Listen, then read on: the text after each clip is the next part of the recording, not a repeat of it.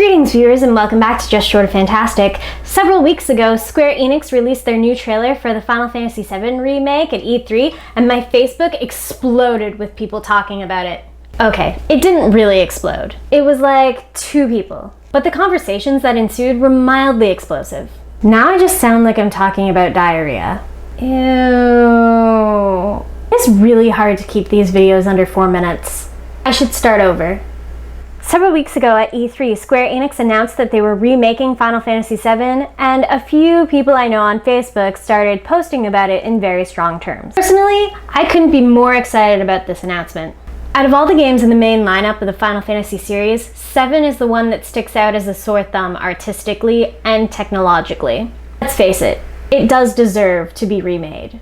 I vividly remember in high school when my best friend was trying to tell me all about this game called Final Fantasy on a PlayStation, but I was just not having it.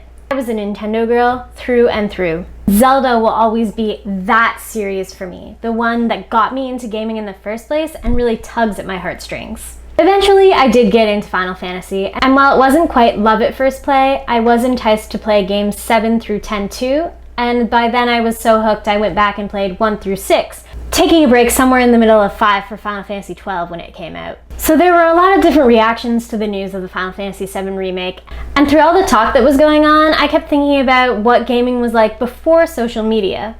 The reason I got into gaming in the first place was because I lived in the middle of nowhere and I didn't have any close friends who I could go and hang out with. So my childhood was a toss-up between novels and video games. And in the 90s, video games were pretty much just interactive novels. I was in heaven. And just like reading a novel, playing a game is an intensely personal and private journey. Sure, I talked about it with friends who had also shared that journey, and that made our friendships deeper. But for the most part, the whole experience was just between me and my game. These days, with access to the internet and social media, we are just clicks away from other people's opinions and reviews of video games. While I do love that I can pull up a walkthrough at any time, or access a multitude of game reviews from various sources, I can't help but wonder that this constant stream of information can be overwhelming for gamers. Take Final Fantasy XIII Lightning Returns for example. Before I played this game, I'd read multiple negative reviews and heard all the negative gamer reactions.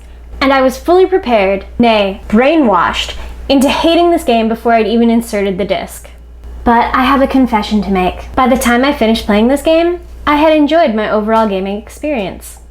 The point that I'm trying to get across here is that we shouldn't jump to conclusions based only on what we've heard and read. Making our own conclusions by trying things for ourselves is very important. What really puzzles me is when someone makes a statement about liking something, and then someone comes along and just trashes all over it. People like what they like. If you like something, keep liking it until you find a reason not to. Not because the world at large starts bashing it. That is a terrible reason to not like something that you once enjoyed. A lot of people I know keep saying it's the end times for Final Fantasy. And while I do agree that they have made some questionable decisions in the past, I've yet to play a non-PC Final Fantasy game that I didn't enjoy. Except 8. 8 was torture. It just didn't make any sense. Although it is my favorite soundtrack. But I'm really excited about Final Fantasy 15 and I can't wait to get my hands on a copy of the Final Fantasy VII remake. But until then, game on and stay just short of fantastic.